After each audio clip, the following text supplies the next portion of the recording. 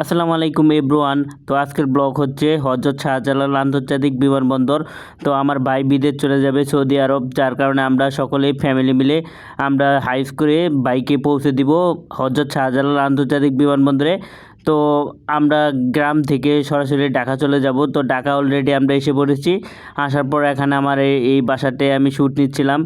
আমরা রওনা হব রাত 10টায়, কারণ আমার ভাইয়ের ফ্লাইট হচ্ছে ভোর 4টায়। তো এই জন্য আমরা 10টায় রওনা হব। তো অলরেডি আমরা একটি হাইজে উঠে পড়ছি। তো হাইসটা এসেছে টাইম মতে, তো তখন শ্যুট করার জন্য মনে ছিল না, তাড়াহুড়া করে সব কিছু বের করে আমরা সকলেই হাইজে উঠে ফ্যামিলি ট্যুর হিসাবে আমরা চলে যাচ্ছি। একদম হাইজের সামনে বসেছি আমি। তো আমি টাঙ্গাইলের মানুষ, টাঙ্গাইলের ভাষায় কথা বলবো, ভুল টুটি হলে ক্ষমা দৃষ্টিতে দেখবেন। অবশ্যই চ্যানেলটি সাবস্ক্রাইব করে পাশে থাকবেন আর ফেসবুক পেজ ফলো করে রাখবেন। তো হযরত শাহজালাল আন্তর্জাতিক বিমানবন্দর দেখতে খুব সুন্দর। এর আগেও আমি গিয়েছিলাম, সেখানে আমাদের খালাতো ভাইকে ড্রপ করার জন্য আমি গিয়েছিলাম। তো খুব ভালো। তো হাইজে আমি ভিতরে বসতে পারি না, তার কারণেই আমি সামনে বসেছি, কারণ সামনে বসলে আমি শ্যুট করতে পারবো, খুব ভালোভাবে দেখতে পারবো কীভাবে গাড়ি যাচ্ছে। গাড়ি কিন্তু মোটামুটি স্পিডে ভালোই যাচ্ছে। কে কে হযরত শাহজালাল আন্তর্জাতিক বিমানবন্দর দেখছেন তারা অবশ্যই কমেন্টে জানিয়ে দেবেন, লিখে দেবেন। তো আমরা গাড়ির স্পিডে অলিগলি রাস্তা দিয়ে যাচ্ছিলাম, কারণ শর্টকাটে গেলে আমাদের দ্রুত যেতে পারবো, যার কারণে সময় কম লাগবে। কারণ শর্টকাটে গেলে আমরা কোনো জ্যামে পড়বো না। আমরা যদি ঠিক বাদাইল থেকে রপ্তানি হয়ে যদি যাই, তাহলে কিন্তু আমরা বাইপেলের ওখানে সেই জ্যামে থাকবো, যার কারণে ড্রাইভার বলতেছিল যে আমরা বাদাইলের এখান থেকে কোনাইসা দিয়ে আমরা সরাসরি একদম চলে যাব আমরা ঢাকা এয়ারপোর্টে। তো আমরা যাই হোক চলে যাওয়ার সাথে সাথে অনেকেই কান্নাকাটি করতেছিল। তো বিষয়টা খুব খারাপ লাগছিল। তারপর আমরা এখানে একটি ব্রিজের উপরে আসলাম, এখান দিয়ে যাচ্ছিলাম, খুব সুন্দর দেখতে পরিবেশ। তো এই বাইপেলের রাস্তাটা জ্যাম থাকে, যার কারণে আমরা শর্টকাটের জন্যই ঠিক আমরা যেহেতু আমি চিনি না, ড্রাইভার বলতেছে শর্টকাটে আমরা খুব সহজে চলে যাব। তারপরে এখান থেকে আশেপাশে ভিউ নিচ্ছিলাম, কত সুন্দর পরিবেশ, রাতের ঢাকা পরিবেশ অন্যরকম থাকে। তো এখানে যে আমি যাচ্ছিলাম, এখানে ঠিক ওভারব্রিজ চলতেছিল, ওভারব্রিজের কাজ চলতেছিল, সেখানে আশেপাশে ভিউ নিচ্ছিলাম। তো দেখতে খুব সুন্দর, কারণ ঠিক ঢাকা এয়ারপোর্ট থেকে নিয়ে সরাসরি একদম আমাদের শ্রীপুর পর্যন্ত কিন্তু ওভারব্রিজের কাজ চলতেছে ফ্লাইওভারের, যার কারণে দেখতে খুব সুন্দর লাগবে। ভবিষ্যতে 2032 সালের মধ্যে কমপ্লিট হয়ে যাবে। তো তারপর আমরা এখানে ফ্লাইওভারে নিয়ে যাচ্ছিলাম, দেখতে খুব ভালো লাগতেছিল। যাই হোক গাড়িতে অনেকেই কথা বলছিল, সেগুলো আমরা শুনছিলাম না, তারপর ক্যামেরা ধরলাম। তো রাত্রিবেলাতেও, যার কারণে এখানে লাইট নেই, ফ্যামিলি দেখা যাচ্ছে না। তো আমার বাইক কিন্তু ঠিক ওখানেই ওই সাইডে বসে রয়েছে। তো তারপর আমরা ক্যামেরার সামনে নিয়ে শ্যুট করার জন্য আসলাম, যে ফ্লাইওভারের উপর দিয়ে যাচ্ছিলাম। দেখতে খুব ভালো একটা পরিবেশ, খুব ভালোই লাগে। দুই সাইডে একটা পরিবেশ, মনোরম পরিবেশ। এই মনোরম পরিবেশে একদম ট্যুর দিতে পারলে অনেক ভালো হতো। তারপর আমরা একটা ফ্যামিলি ট্যুরই হচ্ছে এক হিসাবে, কারণ আমরা এয়ারপোর্টে যাচ্ছি, খুব লং টাইম না লাগলেও প্রায় 2 থেকে আড়াই ঘন্টা লাগে। তো যেহেতু হাইজে আমরা শর্টকাটে যাচ্ছি, 1 ঘন্টার মধ্যে আমরা মেকআপ হয়ে যাবো, 1-1.5 ঘন্টার মধ্যে। তো অবশেষে যখন আমরা পৌঁছেছিলাম, তখন আমাদের কিন্তু বেশি সময়টা লাগে নাই। তো আমরা কিন্তু এখানে সাইডে অনেক ক্যামেরা ধরতেছিলাম, যে অনেক গাড়ি, এই সামনে একটি গাড়ি ছিল, যার কারণে আমার সাইড দিচ্ছিল না, বারবার হর্ন দেওয়ার পরেও। তো আমি সাইডে এদিকে দেখলাম যে ঢাকার নিউ মার্কেটের এদিকে এসে পড়েছি, নিউ মার্কেটের নিউ সিটি। ঠিক পরিবেশটা, রাত্রের ঢাকাটা এত সুন্দর লাগে, এই সুন্দর লাগার কারণেই কিন্তু ঢাকার রাতের আকাশ সেই বিখ্যাত, মানে দেখতে খুব সুন্দর লাগে আর কি। যাই হোক, তো আমরা বাইকে বিদায় দেওয়ার জন্য খুব সুন্দরভাবে যাচ্ছিলাম। তো মহান আল্লাহ তাআলা রাব্বুল আলামিনের রহমতেই খুব সুন্দরভাবে গাড়িটি যাচ্ছিল, কোনো সমস্যা হয় নাই। তো যাই হোক, আমরা এই গাড়িতে উঠে যখন যাচ্ছিলাম, তখন প্রায় কাছাকাছি এসে পড়ছি, তখন আমি আবার ক্যামেরাটা বের করলাম, তো শ্যুট নিলাম। এই আরেকটু হলেই কিন্তু আমাদের এয়ারপোর্টে এসে পড়বো। তো এটা কিন্তু এয়ারপোর্টের এরিয়া এসে পড়েছি। তারপরে আপনারা দেখতে পারবেন কত সুন্দরভাবে আমরা এয়ারপোর্টটা ঘুরে ফিরে দেখাবো। আজকের এই ব্লগের সঙ্গেই থাকবেন। তো অলরেডি কিন্তু আমরা এয়ারপোর্টে এসে পড়েছি, দেখেন কত আলো, মানে অনেক এই এয়ারপোর্টের দিনে আসে তাই প্রায় 5 থেকে 6 হাজার বিমান ওঠানামা করে প্রতিদিন।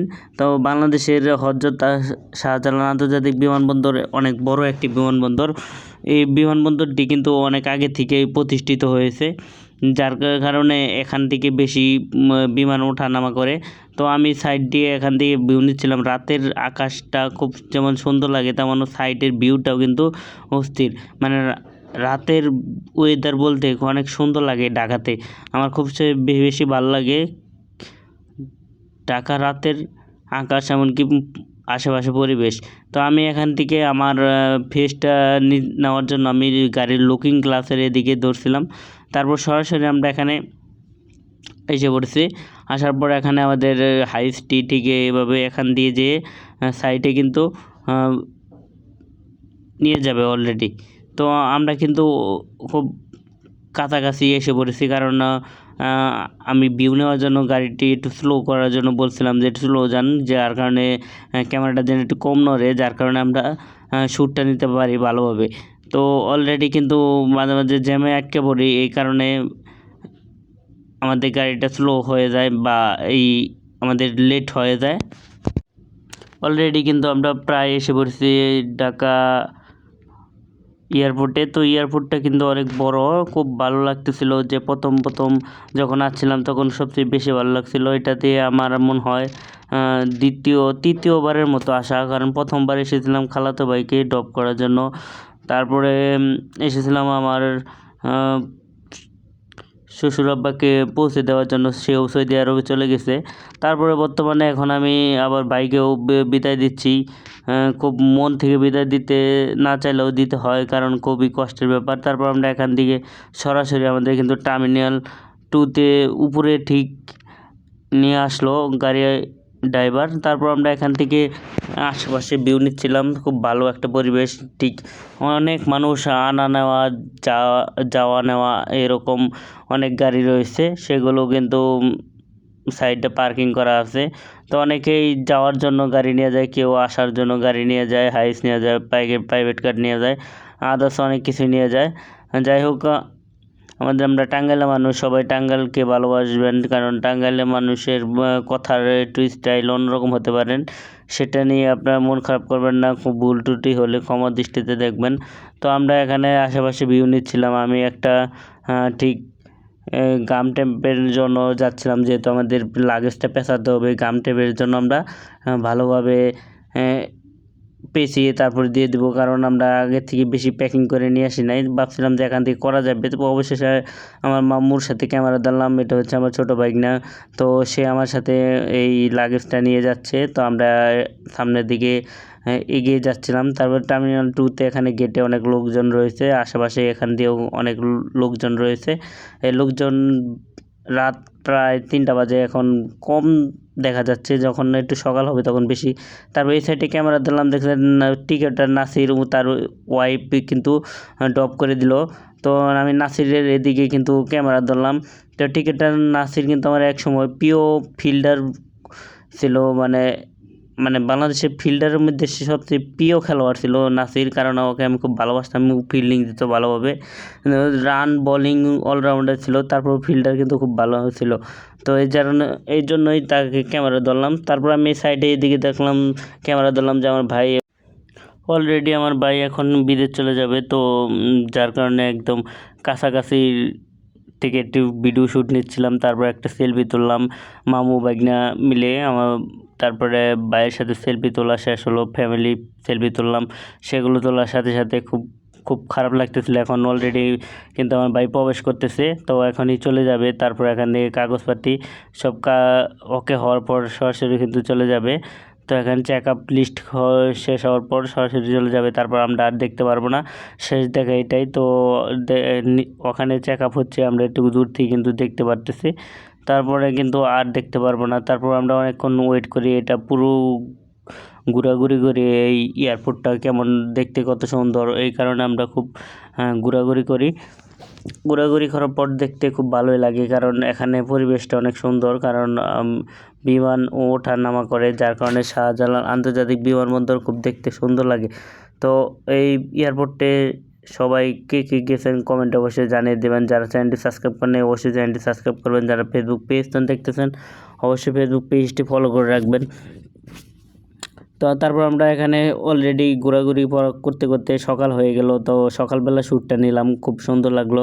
কারণ অলরেডি আমার ভাই কিন্তু এখন বিমানে একদম উঠছে, একটু পরে কিন্তু এটা ছেড়ে দিবে।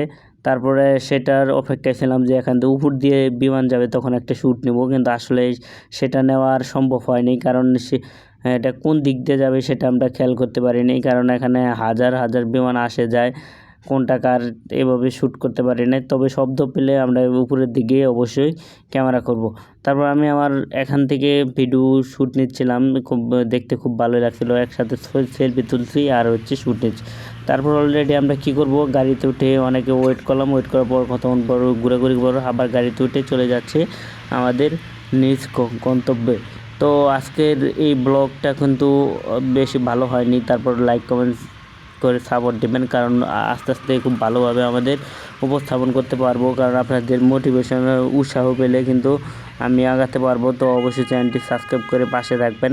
তো আমরা হাইট দিয়ে যাচ্ছিলাম, তখন আবারও আমি সামনে বসছিলাম, কারণ আমার হাইটের ভিতরে বসলে অবশ্যই একটু মাথা ঘুরায়, এই কারণে আমি আবারও সামনে বসলাম। তারপর ক্যামেরা ধরছিলাম সাইডে আশেপাশে। তো আজকের এই ব্লগটা যদি আপনাদের ভালো লাগে অবশ্যই লাইক কমেন্ট শেয়ার করবেন। এই চ্যানেলটি, এই ফেসবুক পেজটি অবশ্যই, এমনকি ইউটিউব চ্যানেলটি পাশে থাকবেন। ধন্যবাদ সবাইকে। আজকের ব্লগ এই পর্যন্তই, ভুল ত্রুটি হলে ক্ষমা দৃষ্টিতে দেখবেন। আল্লাহ হাফেজ।